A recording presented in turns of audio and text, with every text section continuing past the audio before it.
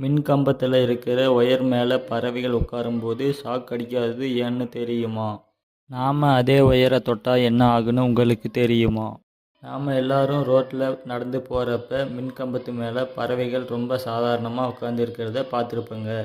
அவங்களுக்கு ஷாக் அடிக்காதது எப்படி பாசிபிள்னு யோசிச்சிருக்கீங்களா?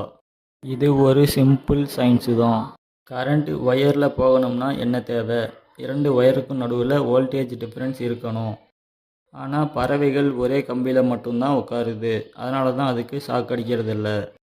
ஆனால் நாம் என்ன பண்ணுறோங்க, நம்ம கிரவுண்டில் நின்றுட்டு லைன் ஒயரை டச் பண்ணும்போது கரண்ட் நம்ம வழியாக கிரவுண்டுக்கு பாஸ் ஆகும்.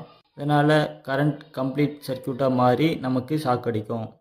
ஒரு பைப்பில் தண்ணி வரணும்னா என்ட்ரி பாயிண்ட் எக்ஸிட் பாயிண்ட்டுன்னு 2 இருக்கணும். அதே மாதிரி கரண்ட் போகிறதுக்கும் 2 கான்டாக்ட் பாயிண்ட் வேணும். பறவை ஒரு கான்டாக்ட் பாயிண்ட், அதாவது ஒரு ஒயரை மட்டும்தான் டச் பண்ணுது, அதனால் பறவைக்கு ஷாக் அடிக்கிறது பாசிபிள் இல்லை. ஆனால் பறவை 2 ஒயரையும் சேம் டைம் டச் பண்ணினா கரண்ட் போகிறதுக்கு சர்க்யூட் கம்ப்ளீட்டாக மாறும், அதனால் பறவைக்கு ஷாக் அடிக்கும். அதனால தான் ஒரு ஒயரை மட்டும் டச் பண்ணினா சேஃபானது, ஆனால் 2 ஒயரையும் டச் பண்ணால் ரொம்ப ஆபத்தானது.